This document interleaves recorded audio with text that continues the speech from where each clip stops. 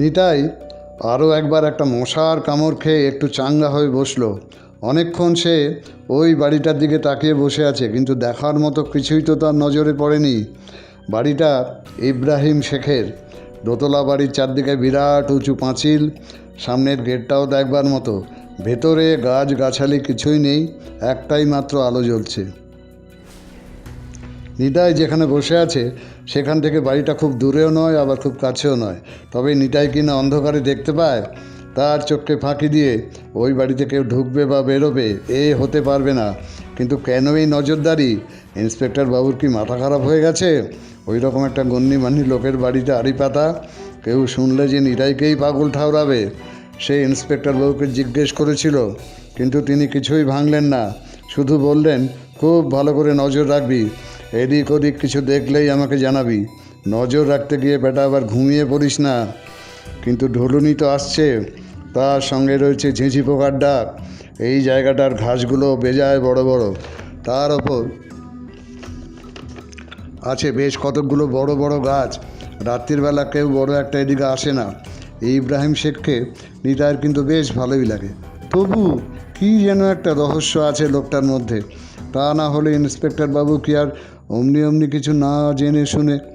লম্বা চওড়া চেহারা ইব্রাহিম শেখের, গায়ে থাকে ধপধপে পাঞ্জাবি আর কুর্তা, হাতে একখানা ছড়িও থাকে। সবার সঙ্গেই তিনি হেসে হেসে কথা বলেন। নিতাই ইব্রাহিম শেখকে কখনো রাখতে দেখেনি। ইন্সপেক্টর বাবুর সাথেও তার খুব আলাপ, প্রায় তিনি থানাতে যান তার সাথে গল্প করতে। এই গড় হেকিমপুরে ইব্রাহিম শেখ সবচেয়ে বড় ব্যাপারী, কাপড়ের ব্যবসাদার। এই গাঁয়ে বসেই তিনি হিল্লি দিল্লি সব জায়গায় মাল পাঠান। তবে নিতাই তার বাড়িতে কোনো দিন যায়নি, ঢুকতেই পারবে না। যা একখানা কুকুর আছে, বাপ রে বাপ! সে কুকুর যদি কারো দিকে তাকায়, তার বুকের রক্ত একেবারে জমে জল হয়ে যাবে। নিতাইয়ের সামনে দিয়ে যখন কুকুরটা যায়, সে চোখ বন্ধ করে রাখে। আর বসে থেকে কি হবে, নিতাই নিজেকেই নিজে জিজ্ঞেস করে। পেটের খিদেটাও বেশ পেকে উঠেছে। সেই দুপুর থেকে তো কিছুই খাওয়া হয়নি। না, আর বসে থেকে কোনো লাভ নেই। নিতাই উঠতে যাচ্ছিল, ঠিক এই সময় তার পেছনে একটা ধূপ করে শব্দ হলো।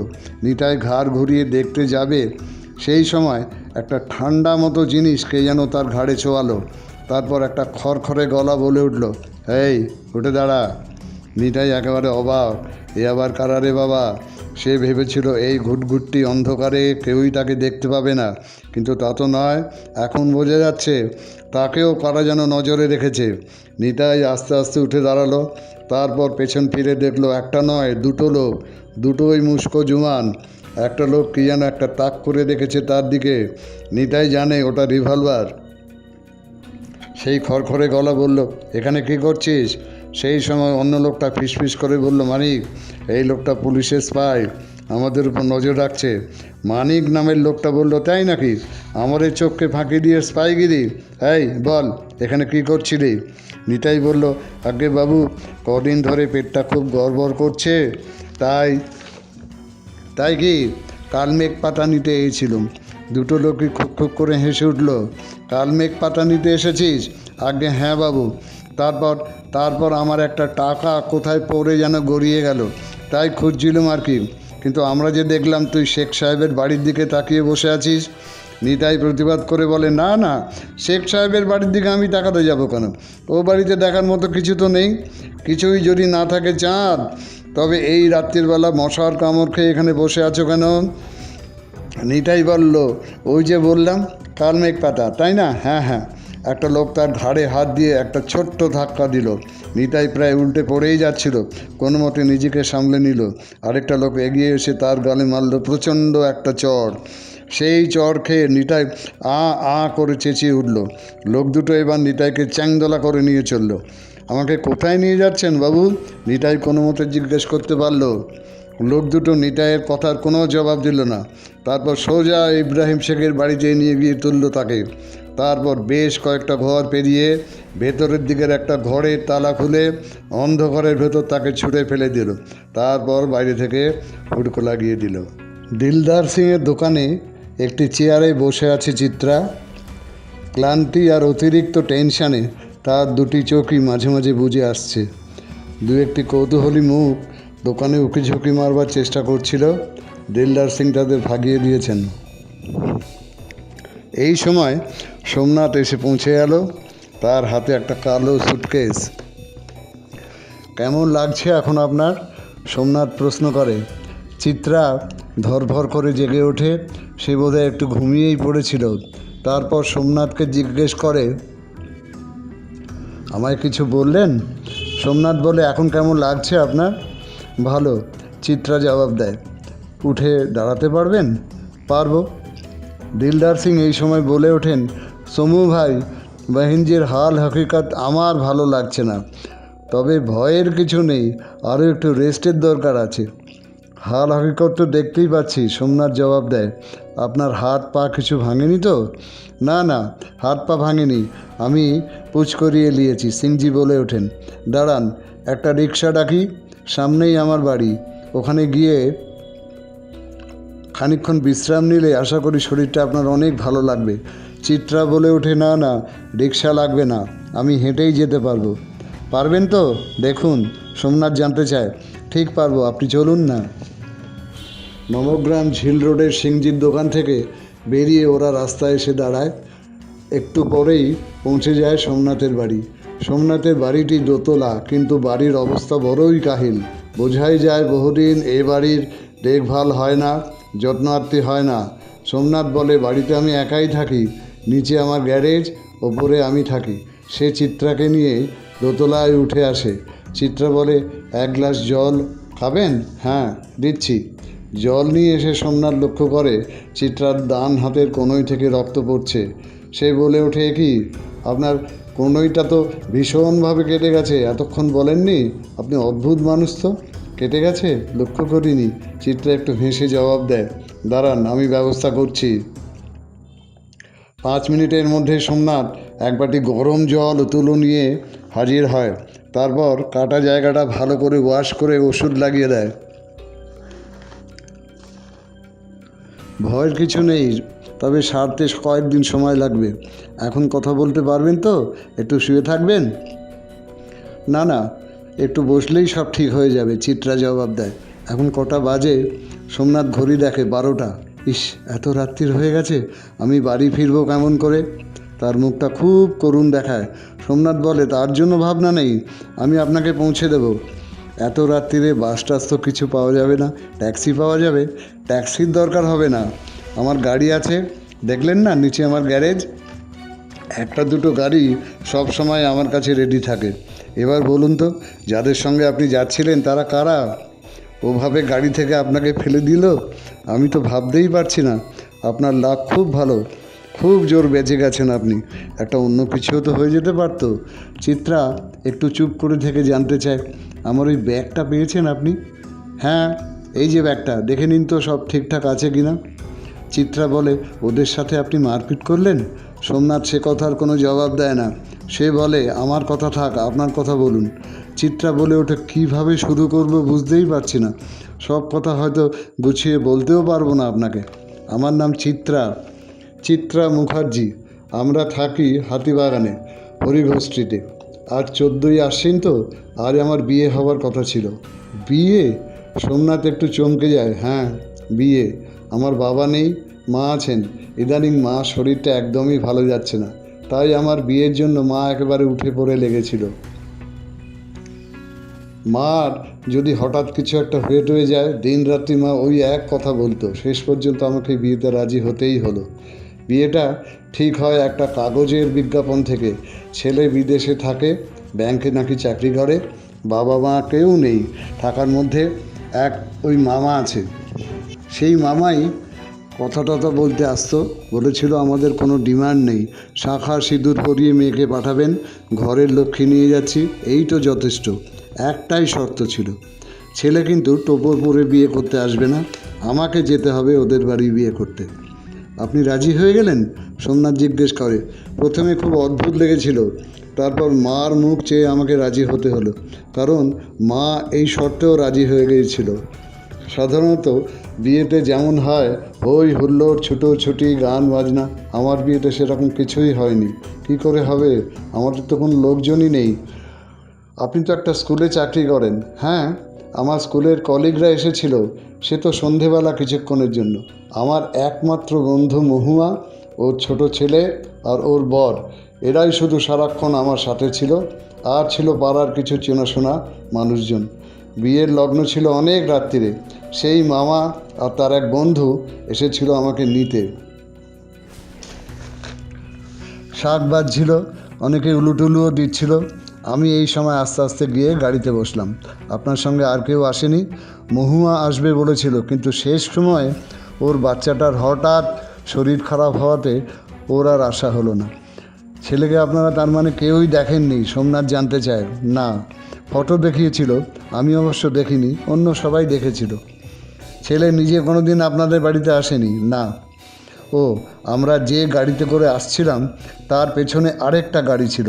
সেই গাড়িতে ছিল পাড়ার কয়েকজন চেনাশোনা মানুষ, মহুয়ার বর, পুরুতমশাই, আরও বোধহয় দু একজন কেউ ছিল, আমার ঠিক মনে নেই। শুনুন, একটাই গাড়ি ছিল। যে গাড়ি থেকে ওরা আপনাকে ফেলে দেয় তার আগে অবশ্য ওরা একটা বোমা চার্জ করেছিল। সারা জায়গাটা সাদা ধোঁয়ায় ভরে যায়। ওরই মধ্যে আমি প্রথম আপনাকে দেখতে পাই। আচ্ছা, আপনি কোথায় ছিলেন? আমি ওই দিলদার সিংয়ের দোকানের সামনেই দাঁড়িয়েছিলাম। সত্যি আপনি না থাকলে যে আমার কি হতো। আপনাকে অজস্র ধন্যবাদ। ধন্যবাদ দেওয়ার দরকার নেই, আপনি আপনার কথা শেষ করুন। আমার প্রাণ বাঁচিয়েছেন আপনি। প্রাণ নয়, ব্যাগটা বাঁচিয়েছি। আপনি ব্যাগটা খুলে এখনও দেখলেন না সব ঠিকঠাক আছে কি না। ব্যাগটা তো আমার নয়, কিন্তু ভেতরের জিনিসগুলো আমার। চিত্রা এবার ব্যাগটা হাতে তুলে নেয়। ভেতরের জিনিসগুলো দেখতে দেখতে বলে, এর মধ্যে গয়না ছাড়াও কতকগুলো টাকা রয়েছে দেখছি। ও হ্যাঁ, মনে পড়েছে, আমার মাই টাকাগুলো দিয়েছিল ওই মামা লোকটার হাতে। গয়নাগুলো কী করে ব্যাগের মধ্যে গেল সোমনাথ জানতে চায়। আমিই রেখেছিলাম, আমাকে রাখতে বাধ্য করা হয়েছিল। কীরকম, একটু খুলে বলুন তো। আমাদের গাড়িটা যখন বেশ খানিকটা এগিয়ে গেছে তখন মামার বন্ধু, সেই লোকটা যে আমার এক পাশে বসেছিল, বলল, বৌমা, তোমার গায়ের গয়নাগুলো খুলে সব এই ব্যাগের মধ্যে রাখো তো। আমি তো অবাক, গয়নাগুলো খুলে ব্যাগের মধ্যে রাখবো কেন? পাশ থেকে ওই সময় মামা বলে উঠল, ও যা বলছে তাই করো বৌমা, ও কিন্তু ভীষণ রাগী, তা না হলে ও আবার কী করে বসবে। তখন দেখলাম লোকটা একটা রিভলভার আমার দিকে তাক করে আছে। বাহ, দারুণ। তারপর বলে যান। তারপর আর কি, গয়না টয়না সব ব্যাগের মধ্যে রাখা হয়ে গেল। ওরা একটা বোমা না কি যেন ছুঁড়ে মারল, তারপরই ঠেলে আমায় গাড়ি থেকে ফেলে দিল। পড়ে গিয়েও আপনি যে ওইভাবে চেঁচিয়ে উঠতে পেরেছিলেন, সত্যি কী করে যে করতে পেরেছিলাম। আপনার কিন্তু সাহস আছে, ভীষণ সাহস। তবে আমি একটা কথা ভাবছি জানেন, আপনাকে ওরা ছেড়ে দিল কেন? এরকম একটা সুবর্ণ সুযোগ ছিল আপনাকে নিয়ে চম্পট দেবার। হয়তো ভয় পেয়ে ছেড়ে দিয়েছে, হতে পারে। ঠিক আছে, চলুন আপনাকে বাড়ি পৌঁছে দিয়ে আসি। আর দেরি করাটা ঠিক হবে না। আপনি কিন্তু একটু সাবধানে থাকবেন। আপনার বিপদ কিন্তু এখনও কাটেনি। আমার মন বলছে আপনি আবার বিপদে পড়তে পারেন। তবে ভয় পাবেন না, একটুও ভয় পাবেন না। আসুন। 3 মাস পরের ঘটনা। রাত তখন 8টা কি 8:15। পার্ক স্ট্রিটের একটা রেস্তোরাঁ থেকে বেরিয়ে এলো চিত্রা এবং তার 3 বন্ধু। ঝলমলে পার্ক স্ট্রিটের সব দোকানই তখন জ্বলছে রঙিন আলো। অনেক দোকানেই বাজছে ইংরেজি গানের সুর। বাতাসে একটা হালকা ধরনের শীতের আমেজ। একটি মেয়ের নাম অনুসুয়া, সে বলল, এই এক ঝামেলা, এখন এখানে কোনো ট্যাক্সি পাওয়া যাবে না। দীপিকা নামের অন্য একটি মেয়ে বলল, তাহলে কি করবি এখন? চিত্রা বলল, চল না একটু এগিয়ে যাই, সামনে নিশ্চয়ই ট্যাক্সি পেয়ে যাব। কিন্তু ওদের এগিয়ে যেতে হলো না। ঠিক এই সময় ওদের সামনে এসে দাঁড়ালো একটা ট্যাক্সি। দরজা খুলে একটা সন্ডা গোছের লোক নেমে দাঁড়ালো। তারপর হাসি হাসি মুখ করে বলল, আসুন আসুন, আপনারা নর্থের দিকে যাবেন তো? অনেক কষ্টে একটা ট্যাক্সি জোগাড় করেছি, চটপট উঠে পড়ুন। চিত্রা ও তার বন্ধুরা একেবারে অবাক হয়ে গেল। এই আবার কে? তারা তো চেনে না এই লোকটাকে। হঠাৎ তাদের মুখে কোনো কথাই জোগালো না। চিত্রাই অবশ্য পরিস্থিতিটা সামলে নিল। সে এগিয়ে এসে বলল, আপনি কে বলুন তো? আপনাকে তো আমরা চিনি না। আপনাকে কে বললো আমাদের জন্য ট্যাক্সি ধরে আনতে? আমাকে চেনেন না? লোকটি বেশ সপ্রতিভভাবে উত্তর দেয়, আমরা এক পাড়াতেই থাকি, আমাকে চেনেন না? আপনার বাড়িওয়ালা বিনোদ বিহারী বাবুর 2 বাড়ির পরেই আমি থাকি। আমি বাড়িন? আপনি বাড়ির হন আর যেই হন, আমরা আপনাকে চিনি না। চিত্রার বন্ধুরা একসাথে জবাব দেয়। লোকটি বলে, আপনাদের অবশ্য আমি চিনি না, কিন্তু ওনাকে চিনি। উনি চিত্রা মুখার্জি, হাতিবাগানে হরিঘোষ স্ট্রিটে থাকেন। কি ম্যাডাম, ঠিক বলছি তো? বাহ, দারুণ, একদম সব ঠিক বলছেন। সব ইনফরমেশান নিয়ে জোগাড় করে এনেছেন। আপনাকে আমি অনেকক্ষণ থেকে লক্ষ্য করছি। আপনি আমাদের পেছনে ঘুরঘুর করছেন কেন বলুন তো? কী চান আপনি? লোকটি অবাক হবার ভান করে বলে, ঘুরঘুর করছি আমি? এসব কি বলছেন ম্যাডাম? ঠিকই বলছি। আপনি ওই রেস্তোরাঁতেও ছিলেন, একটু পেছনের দিকে বসেছিলেন, ড্যাব ড্যাব করে দেখছিলেন আমাদের দিকে। সবাই তখন একসাথে হো হো করে হেসে উঠল। এবার ট্যাক্সির দরজা খুলে আরও দুটো লোক নেমে এলো। অনুশুভা বলল, পুলিশে খবর দিই চল। প্রথম লোকটি বলল, এই দেখুন, আমি ট্যাক্সি খুঁজে দিয়ে আপনাদের সাহায্য করছি, কোথায় ধন্যবাদ দেবেন তা না করে পুলিশের ভয় দেখাচ্ছেন। অন্য লোক দুটো একটু রুক্ষ গলায় বলল, দেরি করবেন না, তাড়াতাড়ি উঠে পড়ুন। রাত্রির বেলা পার্ক স্ট্রিট জায়গা ভালো নয়, বেশি কথা বাড়াবেন না। এই সময় প্রথম লোকটার কাঁধে কে যেন আস্তে করে টোকা দিল। দাদা, একটু এদিকে শুনুন তো। লোকটি পেছন দিকে ফিরে দেখলো একটি লোক ঠিক তার পেছনে এসে দাঁড়িয়েছে, সোমনাথ। সে জিজ্ঞেস করলো, কী চাই? সোমনাথ বললে, একটু এদিকে শুনুন না।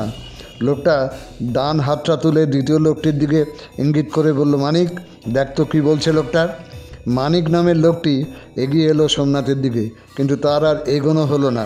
একটা হ্যাঁচকা টান দিয়ে তাকে অন্তত 5 হাত দূরে ফেলে দিল সোমনাথ। তারপরই একটা হুটোপাটি ধস্তাধস্তি শুরু হয়ে গেল। ট্যাক্সি থেকে নামা লোকগুলো পরিস্থিতিটা চট করে বুঝে নিয়েই দৌড়ে তেড়ে এলো সোমনাথের দিকে। সোমনাথ একটু বসে পড়ে সামনের লোকটার পায়ে ডান পা দিয়ে মারল একটা লাথি। ঠিক তারপরেই পাখির মতো উড়ে গিয়ে দ্বিতীয় লোকটার গলা লক্ষ্য করে চালালো হাতের একটা মোক্ষম ঘুষি। মুহূর্তের মধ্যে লোক দুটো রাস্তায় গড়াগড়ি খেতে লাগলো। তৃতীয় লোকটা সব দেখে শুনে আর এগোলো না, তাড়াতাড়ি ট্যাক্সিতে ঢুকে দরজা বন্ধ করে দিল। ট্যাক্সিটাও হুশ করে বেরিয়ে গেল। পুরো ব্যাপারটা ঘটতে 5 মিনিটও সময় লাগলো না। চিত্রা ও তার বন্ধুরা একটু সরে দাঁড়িয়ে যেন সিনেমার শুটিং দেখছিল, কিন্তু শুটিং বড় তাড়াতাড়ি শেষ হয়ে গেল। রাস্তায় পড়ে থাকা লোক দুটো এমনভাবে ঘাড় বুজে পড়ে আছে, দেখে মনে হয় অন্তত ঘন্টা খানেকের মধ্যে তারা উঠে দাঁড়াতে পারবে না। সোমনাথ কনইয়ের ধুলো ঝাড়তে ঝাড়তে চিত্রার দিকে এগিয়ে গেল। চিত্রা ভীষণ অবাক হয়ে সোমনাথের দিকে তাকালো, বলল, আপনি আবার? সোমনাথ বলল, হ্যাঁ আমি আবার। এত রাতে এখানে কী করছেন? এত রাতে? কটা বাজে এখন? তারপরে 10টা হবে। চিত্রার বন্ধুরা একসাথে বলে উঠল, 10টা 10। চিত্রা বলল, আসলে এই লোকগুলোই দেরি করিয়ে দিল, তা না হলে আমরা তো কখন বাড়ি চলে যেতাম। কোথায় এসেছিলেন এদিকে? সোমনাথ জিজ্ঞেস করে। আমরা মিউজিয়াম দেখতে এসেছিলাম, তারপর এখানে রাতের খাওয়া সেরে বাড়ি ফিরবো ঠিক ছিল। চিত্রা জবাব দেয়। খাওয়া দাওয়া হয়ে গেছে? হ্যাঁ, তাহলে চলুন, আপনাদের বাড়ি পৌঁছে দিচ্ছি, আমার গাড়ি পার্ক করা আছে ওদিকে। চিত্রা এবারে বলে ওঠে, ও হ্যাঁ, আলাপ করিয়ে দিই আমার বন্ধুদের সাথে, অনুশুভা, মালবিকা আর দীপিকা, আর ইনি হচ্ছেন সোমনাথ চ্যাটার্জি। সোমনাথ মাথা হেলিয়ে প্রতি নমস্কার জানায়। চলুন, সোমনাথ তাড়া দেয়। গাড়িতে ওঠার পর সোমনাথ জানতে চায়, আপনার হাত এখন কেমন আছে? হাত? সেই যে কনুইয়ের কাজটা কেটে গিয়েছিল। ও হ্যাঁ হ্যাঁ, ভালো হয়ে গেছে। আপনার মা, তিনি কেমন আছেন? চিত্রা একটু চুপ করে থেকে জবাব দেয়, মা মারা গেছেন। মারা গেছেন? হ্যাঁ, প্রায় মাস 2 হলো। কিভাবে মারা গেলেন? ডাক্তার বলেছিল হার্ট অ্যাটাক। একটা কথা জিজ্ঞেস করব? চিত্রা বলে ওঠে। হ্যাঁ বলুন না। সেদিন আপনি বলেছিলেন আমি বাড়িতে একা থাকি, আপনার বাড়িতে আর কেউ থাকে না? আপনার বাবা মা? বাবা অনেক আগেই মারা গেছেন। আর কেউ? একটা ছোট বোন ছিল, সেও নেই। সোমনাথ জবাব দেয়। কিছু মনে করবেন না, হয়তো অকারণে ব্যথা দিলাম। না না, মনে করব কেন? শুনুন, ইম্পর্ট্যান্ট একটা কথা। ওখানে দীপঙ্কর ভট্টাচার্য বা তার বাবা, কী যেন নাম বলেছিলেন? হ্যাঁ, প্রিয়ব্রত ভট্টাচার্য বলে কেউ থাকে না, কোনোদিন থাকতো না। ছাড়ুন ওসব কথা বলতে বা শুনতে আমার এখন আর একটুও ভালো লাগে না। আমি এখন স্বাধীনভাবে আছি, খুব ভালো আছি। সোমনাথ একটু চুপ করে থেকে জানতে চায়, আপনার বাড়িওয়ালা বিনোদ বিহারী বাবু? হ্যাঁ, মা বেঁচে থাকতে ওনার ব্যবহার বিশেষ ভালো ছিল না, কিন্তু এখন ওনার ব্যবহার সম্পূর্ণ পাল্টে গেছে। উনি 24 ঘন্টার জন্য একটা মেয়েকে ঠিক করে দিয়েছেন। আমার ছোটোখাটো কাজকর্ম ওই মেয়েটাই দেখে। এটা খুব ভালো কথা। আচ্ছা, আপনার বন্ধুরা বাড়ি ফিরবেন কি করে? ওরা আজ আমার বাড়িতেই থাকবে। আমি আপনাকে বলেছিলাম সাবধানে থাকবেন। সাবধানে থাকলে বিপদের সম্ভাবনা অনেক কমে যায়। আমি সাবধানেই থাকি, কিন্তু বিপদ এসেছিল অন্যভাবে। ডিটেকটিভ ইন্সপেক্টর মলয় দত্ত আজ সকাল থেকেই একটু অন্যমনস্ক হয়ে আছেন। তিনি ভাবতে চেষ্টা করলেন, সুস্থিরভাবে কোনো কিছুই তিনি ভাবতে পারছেন না। কেন তার এই অবস্থা? তার মনে পড়ল গতকাল তিনি কিডন্যাপিংয়ের একটা কনফিডেন্সিয়াল ফাইল দেখছিলেন। তাতে একটা ফটো ছিল একজন প্রাইম সাসপেক্টের, নাম পিটার পেরেরা। সেই ছবিটা নিয়েই যত গণ্ডগোল। পিটার পেরেরার ছবিটা দেখতে গিয়ে মলয় বুঝতে পারেন এই মুখ তার খুব চেনা, কোথায় যেন দেখেছেন, অথচ কিছুতেই তার মনে পড়ছে না। তিনি স্মৃতির গভীরে হাতড়াতে লাগলেন, কিন্তু না, কিছুই মনে পড়ল না। সকালবেলা কোনো রকমে ব্রেকফাস্ট সেরে তিনি বেরিয়ে পড়লেন। আজ আবার দুপুরে এসিপির সাথে মিটিং আছে। নিজের ছোট্ট গাড়িটা নিয়েই বেরিয়েছেন তিনি। যাবেন হাতিবাগানে। চিত্রা মুখার্জির সাথে একবার কথা বলা দরকার। ভদ্রমহিলার উপর তিনবার অ্যাটেম্প্ট হয়ে গেছে। আশ্চর্যের কথা, এই 3বারই তাকে বাঁচিয়েছে সোমনাথ চ্যাটার্জি। সোমনাথ চ্যাটার্জিকে চেনেন মলয় দত্ত। একবার তারই একটা ছোট্ট ইনফরমেশন থেকে একটা জাল নোটের র্যাকেট পাকড়াও করেছিলেন তিনি। সেই থেকেই আলাপ সোমনাথের সঙ্গে। সোমনাথ চ্যাটার্জির বয়স কত হবে তিনি ভাবতে চেষ্টা করলেন। 25-26-এর বেশি তো হবে বলে মনে হয় না। তাকে দেখেও বোঝা যায় না যে মারপিটে সে ওই রকমের দক্ষ। কুংফু ক্যারাটে যেন গুলে খেয়েছে লোকটা, অথচ তার কোনো ফর্মাল ট্রেনিংও নেই। মলয় জিজ্ঞেস করেছিলেন, আপনি এসবের ট্রেনিং নিয়েছেন নাকি? সোমনাথ বলেছিল, না, আমার অমনিই আসে। একজন অটোমোবাইল ইঞ্জিনিয়ার, সে কোনো বড় কোম্পানিতে অনেক টাকা মাইনের চাকরি করতে পারত, কিন্তু কিছুই করেনি। একটা গ্যারেজ নিয়ে পড়ে আছে। হাতিবাগানে চিত্রা মুখার্জির বাড়ি খুঁজে পেতে খুব একটা অসুবিধে হলো না। নিচের তলার একটা ফ্ল্যাটে থাকেন ভদ্রমহিলা, ওপরে থাকে বাড়িওয়ালা। চিত্রা নিজেই দরজা খুলেছিল। মলয় দেখলেন ভদ্রমহিলা বেশ সুন্দরী এবং ফর্সা। বাঙালি মেয়েদের মধ্যে এই ধরনের ফিগার বড় একটা দেখা যায় না। চিত্রা তাকে ঘরে নিয়ে গিয়ে বসায়। ঘরটির দামি আসবাবে সাজানো না হলেও সুরুচির পরিচয় আছে। আপনার নাম চিত্রা মুখার্জি? মলয় জিজ্ঞেস করেন। হ্যাঁ, আপনি? আগেই তো বলেছি আমি লালবাজার ডিটেকটিভ ডিপার্টমেন্ট থেকে আসছি। আমার নাম মলয় দত্ত। কি জানতে চান বলুন? চিত্রা জিজ্ঞেস করে। আপনার সাথে কিছু কথা বলতে চাই। কিছুদিন আগে, এই ধরুন ঠিক করে বলতে গেলে আজ থেকে 17 দিন আগে, স্কুল থেকে ফেরার পথে আপনি, অর্থাৎ কে বা কারা আপনাকে ধরে নিয়ে যায়। হ্যাঁ, কিন্তু আপনি জানলেন কেমন করে? চিত্রা জিজ্ঞেস করে। আমি পুলিশ ডিপার্টমেন্টে চাকরি করি ম্যাডাম, আমাদের সব কিছু জানতে হয়। ঘটনাটা একটু খুলে বলুন তো। চিত্রা বোধহয় ঘটনাটা একটু ভেবে নেয়, তারপর বলে, সেদিন ছিল শনিবার। এমনিতেই শনি রবি দুদিনই আমাদের স্কুল ছুটি থাকে, কিন্তু সেদিন একটা মিটিং ছিল, তাই আমাকে যেতে হয়েছিল। কোন স্কুলে চাকরি করেন আপনি? দমদম গোরাবাজারের একটা স্কুলে। স্কুলের নাম তীর্থপতি ইনস্টিটিউশন ফর গার্লস। আপনার সাবজেক্ট? Life science. তারপর কী হলো বলুন? মলয় জানতে চান। অন্য দিনের চেয়ে অনেক আগের স্কুল ছুটি হয়ে গেল। তখন 3টা কি 3:30 বাজে, একটু আগেও হতে পারে। আমি স্কুল থেকে বেরিয়ে বাস স্টপের দিকে হাঁটছিলাম। আচ্ছা, গোরাবাজার এলাকাটা তো বেশ ঘিঞ্জি। তখন তো ওখানে অনেক লোকজন থাকার কথা। না না, ওই এলাকাটা মোটেও ঘিঞ্জি নয়, বেশ ফাঁকা। ওই দুপুরের দিকে লোকজনও বেশি থাকে না। ও আচ্ছা, তারপর বলুন। আমি দেখলাম একটা সাদা রঙের গাড়ি রাস্তার বাঁ দিকে দাঁড়িয়ে আছে। তার একটা দরজা খোলা। সেই খোলা দরজা দিয়ে একটা বুড়ো মতো লোক একটা বিরাট সুটকেস বের করবার চেষ্টা করছে, কিন্তু পারছে না। কেন?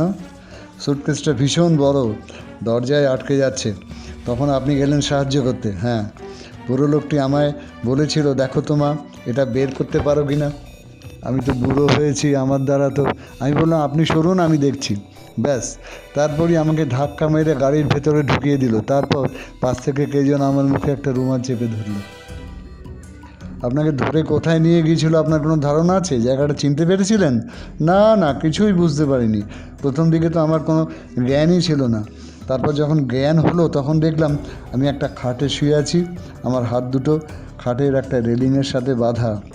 তারপরে সোমনাথকে দেখতে পেয়েছিলাম। এটা তো 3 নম্বর। এর আগের দুটো, একটা হয়েছিল পার্ক স্ট্রিটে।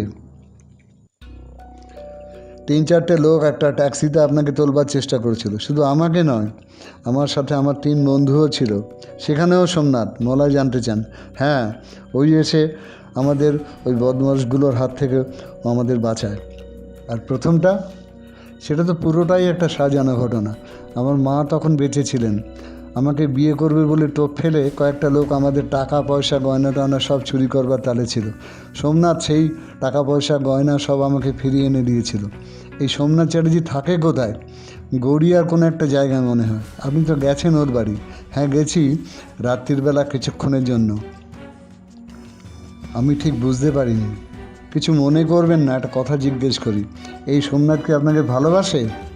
হঠাৎ এ কথা কেন? বলছি তার কারণ, যেখানেই আপনার ওপর অ্যাটেম্প্ট হয়েছে সেখানেই সোমনাথ আপনাকে বাঁচিয়েছে। হ্যাঁ, সেটা একটু অদ্ভুত ঠিকই, তবে ভালোবাসাটা আসা কিছু নয়। কেন বলছেন এ কথা? আপনার বুঝতে ভুলও তো হতে পারে। মেয়েরা ঠিকই বুঝতে পারে ভালোবাসা টালোবাসা কিছু নয়। আমার মনে হয় চিত্রা বলে ওঠে, এই সব মেয়ে চোরদেরও ভীষণভাবে শাস্তি দিতে চায়। ওর একটা ছোট বোন ছিল, সেই বোনটাকে তো এই মেয়ে চোরেরাই উঠিয়ে নিয়ে গেছে। একটু চুপ করে থেকে মলয় দত্ত বলেন, তাই নাকি? এ খবরটা অবশ্য আমার জানা ছিল না। অবশ্য এ কথাও ঠিক যে একদিক দিয়ে সোমনাথ আমাদেরই সাহায্য করছে। যে কাজ পুলিশের করার দরকার সেটা সেই করে দিচ্ছে। কিন্তু সোমনাথ তো বিলকুল বেপাত্তা হয়ে গেছে। সে গেল কোথায়? গড়িয়ার ওর বাড়িতে আমরা খোঁজ নিয়েছিলাম, সেখানে সে নেই।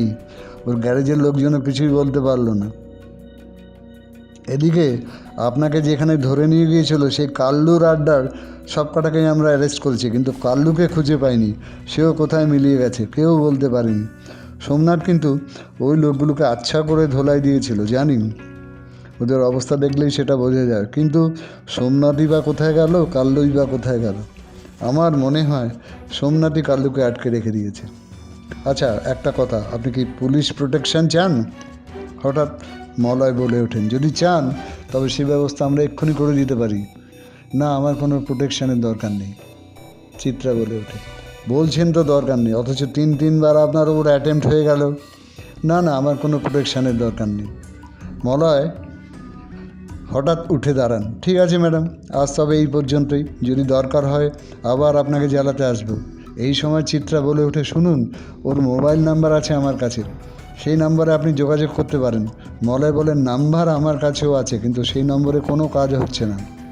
ইন্সপেক্টর প্রলয় রুদ্র থানার সামনে জিপ থেকে নামতে গিয়ে পাশের কনস্টেবলটিকে জিজ্ঞেস করলেন, নিতাই এসেছিল? কনস্টেবলটি জবাব দেয়, না স্যার, অনেকদিন থেকে নিতাই এদিকে আসছে না। ইন্সপেক্টর সামনের দিকে তাকিয়ে বলেন, এ আবার কে? আগে দেখিনি তো। কনস্টেবলটি বলে, ওর নাম সুলেমান, পাশের গা থেকে এসেছে। প্রলয় জুতো মশমশিয়ে লোকটির দিকে এগিয়ে যান। ইন্সপেক্টর প্রলয় রুদ্রের বয়স 50-এর কাছাকাছি, মাথায় সামান্য টাক, মুখখানি ভালো মানুষ গোছের। থানার সামনেই তার বাড়ি, তিনি বিয়ে করেননি। রাম রাম বাবু সাহেব। লোকটা হাত তুলে নমস্কার জানায়। राम राम। नाम क्या है? सुलेमान हुजूर। हमारा जूता में थोड़ा ब्रश लगा दो, थोड़ा काली कर दे साहब। दो। लोकटा काली टाली दिए जूतोटा चकचके करे देय। कितना पैसा देना होगा? कुछ नहीं बाबू, आपसे पैसा नहीं लेंगे। क्यों? हमसे पैसा क्यों नहीं लोगे? अब हमारा अन्नदाता है जी। लोकटी आबार हाथटा कपाले ठाकाय। प्रलय पुरो 2 টাকাই তাকে দেন, তারপর থানায় ঢুকে যান। রাত ঠিক 10টার সময় তার বাড়ির দরজায় ঠকঠক করে 3বার শব্দ হয়। প্রলয় দরজা খুলে সামনে এসে দাঁড়ান। তিনি পরে আছেন পাজামা পাঞ্জাবি, হাতে একটা ছোট্ট গ্লাস। সোমনাথ চট করে ঘরে ঢুকে পড়ে, ফিসফিস করে বলে, দরজাটা বন্ধ করে দিন। ইন্সপেক্টর দরজাটা বন্ধ করে দেন। সোমনাথ বলে, নমস্কার, আমার নাম সোমনাথ চ্যাটার্জি, আমি কলকাতা থেকে আসছি। আপনি আমার জুতোয় ওই ছোট্ট চিঠিটা গুঁজে দিয়েছিলেন? প্রলয় জানতে চান। আগে হ্যাঁ স্যার। আমার সাথে দেখা করতে চান কেন? কী দরকার? আমি যে কাজ করতে যাচ্ছি, সোমনাথ একটু সময় নেই, তাতে আপনার সাহায্যের ভীষণ দরকার। আপনি কী কাজ করতে যাচ্ছেন? এই গড় হেকিমপুরে মেয়ে পাচারের একটা বিরাট র্যাকেট রয়েছে, আমি সেটা ধরতে চাই। ইন্সপেক্টর একটু বিস্ময়ের সুরে বলেন, এই গড় হেকিমপুরে মেয়ে পাচারের র্যাকেট? হ্যাঁ স্যার, পুলিশের চোখের সামনে, পুলিশের চোখে ধুলো দিয়ে অনেক দিন ধরে এই কাজ চলছে। কারা করছে এই কাজ? সোমনাথ বলে, শুনলে হয়তো আপনি খুবই অবাক হবেন। এই গড় হেকিমপুরের গণ্যমান্য কেষ্টবিষ্টু লোক তো একজনই আছেন, আপনার সঙ্গে তার খুব ভালো আলাপ আছে। ইন্সপেক্টর একটু কড়া চোখে তাকান সোমনাথের দিকে। কার কথা বলছেন আপনি বলুন তো? এখনও বুঝতে পারছেন না? সোমনাথ জানতে চায়। ইব্রাহিম শেখ? হ্যাঁ, ঠিকই ধরেছেন, আমি ইব্রাহিম শেখের কথাই বলছি। লোকটাকে দেখে কিছুই বোঝা যায় না, মনে হয় খুব ভালো মানুষ। আসলে ওটা ওর একটা মুখোশ। সবার সঙ্গে হেসে কথা বলা, একটুতেই সবাইকে বুকে জড়িয়ে ধরা, সবই ওর লোক দেখানো বদমাইশি। আপনি কখনো ওর বাড়িতে গেছেন? ইন্সপেক্টর মাথা নাড়েন। না, কোনো দিন যেতে পারবেন না, কাউকেই ও বাড়িতে ঢুকতে দেয় না। কিন্তু আপনি জানেন ও একজন ব্যবসায়ী, কাপড়ের কারবারি? জানি। বলছি শুনুন, আজ থেকে ঠিক 5 দিন বাদে এখান থেকে একটা বড়সড় কনসাইনমেন্ট যাবে। তাতে থাকবে অন্তত 20 থেকে 25টি বিভিন্ন বয়সের মেয়ে। প্রথমে যাবে মুম্বাই, তারপর সেখান থেকে দুবাইয়ে। শুধু ওয়েস্ট বেঙ্গল নয়, বাংলাদেশের কয়েকটি মেয়েও আছে। আপনার এইসব কথা আমাকে বিশ্বাস করতে বলছেন? ইন্সপেক্টর গম্ভীর মুখে জানতে চান। বিশ্বাস আপনাকে করতেই হবে স্যার, আমার কাছে অকাট্য প্রমাণ আছে। কী প্রমাণ? ইব্রাহিম শেখের ডান হাত কাল্লু শেখ, সে এখন আমার কবজায়। সে সব কবুল করেছে। আপনার কথা আমি বিশ্বাস করব কেন? আপনি নিজে তো ইব্রাহিম শেখের লোক হতে পারেন। আমার সব ডিটেলস আপনাকে দিচ্ছি, খোঁজ নিয়ে দেখুন। পুলিশের কাছে এসব কাজ তো কিছুই নয়। এছাড়া আপনি ইন্সপেক্টর মলয় দত্তের কাছেও আমার খোঁজ খবর নিতে পারেন। উনি আমাকে খুব ভালোই চেনেন। আশা করি মলয় দত্তকে আপনি নিশ্চয়ই ভালো করে চেনেন। ইন্সপেক্টর সে কথার কোনো জবাব দেন না। বলেন, আপনি কি জানেন আমাকে পরিষ্কার করে বলুন। বলছি স্যার, ওই কাপড়ের গাঁট, তার ভেতরেই থাকে হতভাগ্য মেয়েগুলো, বাইরে থেকে কিছুই বোঝা যায় না। আমি মাসখানেক এখানে এসেছি, আমি দেখেছি বিভিন্ন জায়গায় ইব্রাহিম শেখের চর ছড়ানো আছে। এই কাজ করতে গিয়ে হয়তো আমিও মারা যেতে পারি, কিন্তু আমি পিছু হটব না, আমি এর শেষ দেখে ছাড়ব। সেই জন্য বলছি, আপনি আমাকে সাহায্য করুন, তবে খুব সাবধানে। আপনাকেও খুব সাবধানে থাকতে হবে। এমনকি আপনার পুলিশের মধ্যেও ওর চর থাকতে পারে। আজ থেকে 5 দিন বাদে, অর্থাৎ 25শে নভেম্বর। ইন্সপেক্টর জানতে চান। হ্যাঁ, কী করতে চান আপনি? আমি গিয়ে ওই বাড়িতে ঢুকবো, আপনি পুরো ফোর্স নিয়ে আমার সাথে থাকবেন। কিন্তু ওর বাড়িতে ঢোকা তো সহজ কথা নয়, ওর লোকজন সব হাত গুটিয়ে বসেও থাকবে না। সেই জন্যই তো বলছি স্যার, পুরো ফোর্স আপনাকে রেডি রাখতে হবে এবং যথেষ্ট অস্ত্রশস্ত্রের ব্যবস্থা রাখতে হবে। ইন্সপেক্টর মাথা নাড়েন। অফিসিয়ালি আপনাকে আমি কোনো সাহায্য করতে পারবো না। এত অল্প সময়ের মধ্যে ফোর্স জোগাড় করাও সম্ভব নয়, অনেক নিয়মকানুনের ব্যাপার আছে, বাইরে থেকে সব বোঝা যায় না। একটুখানি দুজনেই চুপ করে থাকেন। তারপর সোমনাথ অধীরভাবে জিজ্ঞেস করে, আপনি কি কোনোভাবেই আমাকে কোনো সাহায্য করতে পারবেন না? ইন্সপেক্টর মাথা নাড়েন। বললাম তো, অফিসিয়াল অ্যারেঞ্জমেন্ট করার অনেক অসুবিধা আছে, তবে আনঅফিসিয়ালি। প্রলয় রুদ্র চুপ করে যান। সোমনাথ তখন উঠে দাঁড়ায়, বলে, ঠিক আছে স্যার, আপনার অনেক মূল্যবান সময় আমি নষ্ট করে গেলাম, পারলে আমাকে ক্ষমা করবেন। সে নিঃশব্দে বেরিয়ে যায়। আলকাত্রার মতো কালো অন্ধকার ছড়িয়ে আছে চারিদিকে। সেই অন্ধকারে ভূতের মতো দাঁড়িয়ে আছে ইব্রাহিম শেখের বাড়ি। দেখে মনে হয় কোনো জীবন্ত প্রাণী সেখানে নেই। একটু এগিয়ে গেলেই অবশ্য দেখা যায় মিট মিট করে জ্বলছে কয়েকটি আলো। সোমনাথ নিঃশব্দে অথচ চিতার মতো ক্ষিপ্রতায় গেটের কাছে চলে আসে। তারপর সন্তর্পণে এদিক ওদিক দেখে নেয়। তার কাছে কোনো অস্ত্র নেই, তার ভরসা শুধুই তার দুটি চোখ এবং দুটি হাত। আস্তে আস্তে বাড়ির ভেতর ঢুকে পড়ে সে। একটু এগিয়ে যেতে একটা লোককে দেখতে পায়। দেখতে পাওয়ার কথা নয়, কিন্তু তবুও সোমনাথ দেখতে পায় অন্ধকারের মধ্যে যেন মিশে আছে লোকটা। হাতে একটা স্টেন গান। লোকটা বাড়ির দিকেই মুখ করে দাঁড়িয়ে আছে। সোমনাথ তার পেছনে চলে আসে। তারপর হঠাৎ দু হাতে তার গলাটা সারাশির মতো ধরে ফেলেই মাথাটা একদিকে হেলিয়ে দেয়। একটা সূক্ষ্ম প্যাঁচ। লোকটি নিঃশব্দে মাটিতে পড়ে যায়। এই সময় ঠিক তার সামনে এগিয়ে আসে আরেকটি লোক। সোমনাথ লোকটির দিকে এগিয়ে গিয়ে যেন কিছুই হয়নি এভাবে তার রাইফেলটা হঠাৎই ছিনিয়ে নেয়। তারপর লোকটা কিছু বুঝে ওঠার আগেই রাইফেলের কুদো দিয়ে তার মাথায় বসায় একটি মোক্ষম আঘাত। লোকটা সে আঘাত সহ্য করতে পারে না, ঢলে পড়ে মাটিতে। এই সময় হঠাৎ সোমনাথ তার পেছন থেকে একটি ধাক্কা অনুভব করে। পড়ে যেতে গিয়েও কনইয়ের চাপে সে নিজেকে একটু সরাতে পেরেছিল। তবু পেছনের লোকটা দৌড়ে এসে তার ঘাড়ে পড়ে। তারপর দুজনেই গড়াগড়ি খেতে থাকে। একবার সোমনাথ ওপরে, লোকটা নিচে, একবার লোকটা নিচে, সোমনাথ ওপরে। মিনিট 2-3 চলে সেই লড়াই। সোমনাথ কোনো মতে লোকটাকে দাঁড় করিয়ে তার মাথা লক্ষ্য করে একটি মোক্ষম আঘাত করে। লোকটি চোখ বুজে এক পাশে ঢলে পড়ে। এবারে বিড়ালের মতো ক্ষিপ্রতায় সে এগিয়ে যায় বাড়ির দিকে। বাড়ির সামনের দিকটায় দুটো আলো জ্বলছে, লোকজন কেউ নেই। সোমনাথ আস্তে আস্তে বাড়ির বারান্দায় উঠে পড়ে। সামনের দিকে সব কটা দরজাই বন্ধ। পেছন দিকে ঘুরে চলে আসে সোমনাথ। পেছনেও একটা ছোট্ট আলো জ্বলছে, একটাই দরজা। সোমনাথ চারদিকটা একবার ভালো করে দেখে নিয়ে হাত রাখে দরজার উপর। ঠিক এই সময় তার ডান দিকে একটি লোক যেন মাটি ফুঁড়ে উঠে আসে। সোমনাথ একটু ঘাড় ঘুরিয়েই চিনতে পারে মলয় দত্ত। সে খুবই অবাক হয়ে যায়। অবাক হবারই কথা, এখানে এই সময় মলয় দত্তকে সে দেখতে পাবে এরকম কোনো সম্ভাবনা কল্পনাতেও তার মাথায় আসেনি। মলয় কিন্তু ঠোঁটে আঙুল ছুঁয়ে তাকে নিঃশব্দে এগিয়ে যাওয়ার নির্দেশ দেন। প্রলয় রুদ্র কলকাতায় ফোন করেছিলেন মলয় দত্তকে। সোমনাথ চ্যাটার্জি বলে কাউকে চিনিস? খুব ভালো করেই চিনি। তুই তাকে কোথায় দেখলি? সে এখন এই গড় হেকিমপুরে। মলয় চমকে ওঠেন। সোমনাথ গড় হেকিমপুরে? ওখানে সে কী করছে? তারপর দুই বন্ধুতে অনেকক্ষণ অনেক আলোচনা হয়। প্রলয়ের কথা শুনে মলয় রাজি হয়ে যান গড় হেকিমপুর আসতে। প্রলয় বলেন, আমি ভেবে দেখলাম পুলিশ হিসেবে আমাদেরও তো কিছু কর্তব্য আছে নাকি? মলয় বলেন, অবশ্যই আছে। সোমনাথ হালকা চাপ দিয়ে দেখে দরজাটা ভেতর থেকে বন্ধ নয়, সেটা আস্তে আস্তে খুলে যায়। সোমনাথ ভেতরে পা রাখে। দরজার পরেই একটা লম্বা ধরনের প্যাসেজের শেষ প্রান্তে ডান দিকে বাঁ দিকে দুটো দরজা। সোমনাথ এগিয়ে যায়। এই সময় ডান দিকের দরজাটা খুলে একটা ষণ্ডা মতো লোক হন্তদন্ত হয়ে বেরিয়ে আসছিল।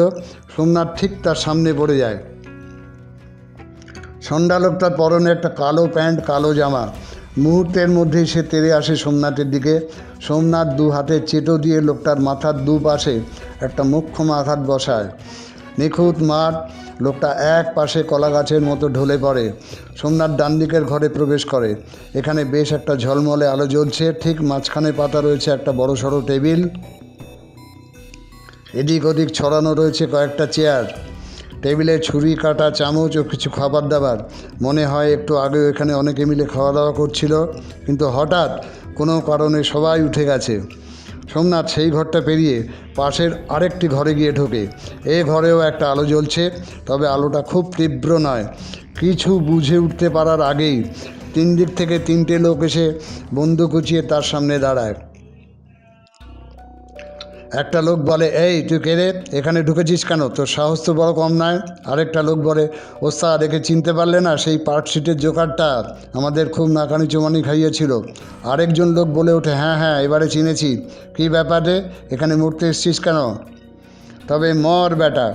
লোকটা কিন্তু কথাটা শেষ করতে পারে না। সোমনাথ হঠাৎই বসে পড়ে একজনের দিকে কী যেন একটা ছুঁড়ে মারে। লোকটা একটু পিছিয়ে গিয়ে চিৎকার করতে থাকে। পর মুহূর্তে সোমনাথ অন্য দুটো লোককে লক্ষ্য করে চালায় তার পায়ের একটি মোক্ষম লাঠি। দুটো লোকেরই ধূপ ধূপ করে পড়ে যাবার আওয়াজ শোনা যায়। এরপর সোমনাথ এগিয়ে গিয়ে প্রথম লোকটার হাত থেকে খুলে নেয় ছোট্ট একটা বর্ষার মতো জিনিস। লোকটা তখনও সমানে চেঁচিয়ে যাচ্ছে। সোমনাথ তার গালে বসায় একটি সপাটে চড়। নিচের তলায় আর কিছুই তার নজরে আসে না। সে তত্তর করে উঠে আসে দোতলায়। দোতলায় উঠে সিঁড়ির পাশে একটুক্ষণ দাঁড়িয়ে থাকে সে। একটা লোক উঠে আসছে, তার হাতে একটা রাইফেলের মতো লম্বা জিনিস। সিঁড়ির শেষ ধাপে পা দিতে না দিতেই সোমনাথ লোকটার হাত ধরে হিড়হিড় করে ওপরে টেনে নিয়ে আসে। তারপর একটি প্রচণ্ড ঘুষিতে তাকেও পাশের দিকে শুইয়ে দেয়। সামনে বেশ বড় একটা ফাঁকা জায়গা, ঘরও বলা যায়। তার একদিকে রয়েছে কতকগুলো প্যাকিং বাক্স, ঠিক তার পাশেই কতকগুলো ঢাকের মতো জিনিস। তাদের মুখগুলো অবশ্য সব বন্ধ। সেই ফাঁকা জায়গাটার অন্য আরেক পাশে কতগুলো চেয়ার পাতা। সোমনাথ একটা লোককে দুটো করে মেয়েকে নিয়ে এসে সেই চেয়ারে বসিয়ে দিতে দেখে। সে একটু আড়ালে সরে আসে। মেয়েগুলোকে দেখে মনে হয় তাদের মধ্যে যেন কোনো প্রাণ নেই, তারা যেন পুতুল। তাদের যেমনভাবে বসিয়ে দেওয়া হচ্ছে তারা সেইভাবে বসে থাকছে। সোমনাথ স্থির দৃষ্টিতে সেই দিকে তাকিয়ে থেকে বুঝতে পারে এদের নিশ্চয়ই কোনো ওষুধ খাওয়ানো হয়েছে। এই সময় আরও কয়েকটি লোক সেখানে এসে উপস্থিত হয়। সোমনাথ হঠাৎই তার দুই কানে দুটি রিভলভারের নলের স্পর্শ অনুভব করে। দুটি লোক কখন তার দুপাশে এসে দাঁড়িয়েছে। আরেকটা লোক পেছন থেকে সোমনাথকে একটা প্রচণ্ড ধাক্কা মারতে যাচ্ছিল। এমন সময় সোমনাথ হঠাৎই বসে পড়ে, পেছনের লোকটাকে সামনে আসতে দেয়। পেছনের লোকটা সোমনাথের মাথার ওপর দিয়ে সামনে এসেই দড়াম করে আছড়ে পড়ে। অন্য লোক দুটো ব্যাপারটা বুঝতে বোধহয় একটু সময় লেগেছিল। সেই সময়ের মধ্যেই সোমনাথ হঠাৎ অদৃশ্য হয়ে যায়। লোকগুলো এদিক ওদিক তাকিয়ে আর তাকে দেখতে পায় না। অন্য দিকের লোকগুলো ব্যাপারটা বুঝতে না পেরে একটু চিৎকার চেঁচামেচি করতে থাকে। এই সময় প্রলয় রুদ্র, মলয় দত্ত এবং আরও বেশ কয়েকজন পুলিশের লোক ওপরে উঠে আসেন। তাদের পেছনে দেখা যায় আরেকজন লোককে, নিতাই যে লোকটা তার খাবার দিতে আসতো তাকেই হাত করে বেরিয়ে এসেছে এই চোরাকুঠুরি থেকে। মলয় এবং প্রলয় দুজনের হাতেই রিভলভার।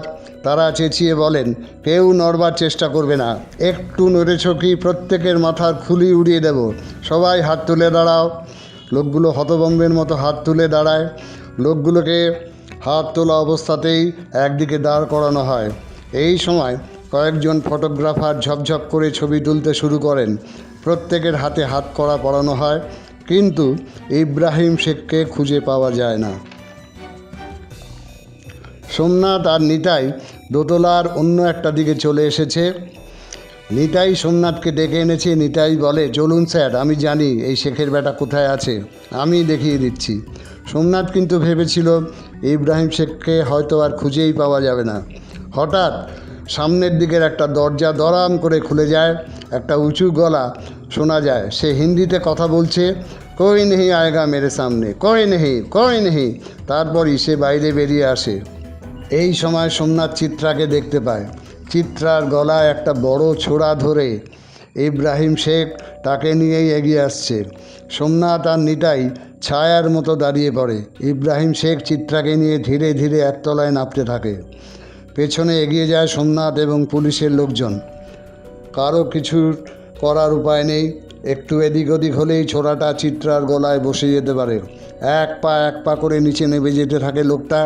তারপর হঠাৎই চিত্রাকে ধাক্কা মেরে সামনে ফেলে দিয়ে ছুটে পালিয়ে যায়।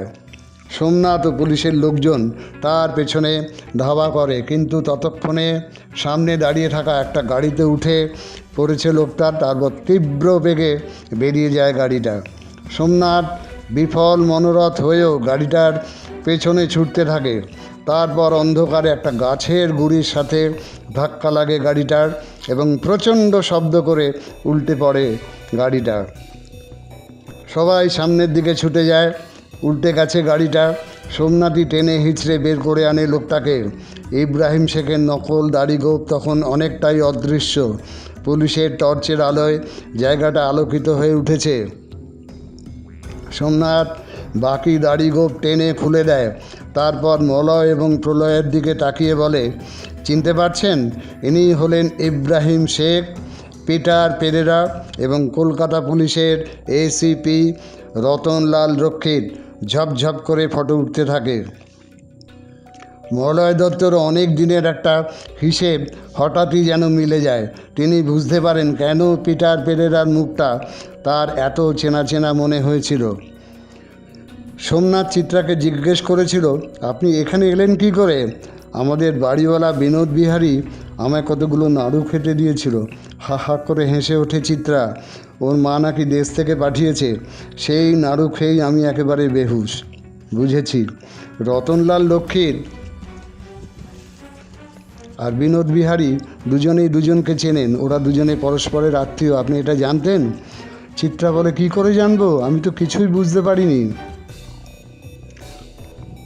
চিত্রা এই সময় বলে ওঠে, আচ্ছা আপনি যে এখানে আসবেন আমাকে বলেননি তো? আপনাকে বলবো কেন? এই বিপদের মধ্যে আপনাকে নিয়ে আসবো কেন? সোমনাথ জানতে চায়, বিপদ আবার কি? আর বিপদে পড়লে বাঁচাবার লোক তো আছেনই আপনি। এইখানে শেষ হলো আমার গল্প। যদি ভালো লাগে অন্য লোকেদের সাথে শেয়ার করবেন এবং সাবস্ক্রাইব করবেন। ধন্যবাদ, নমস্কার।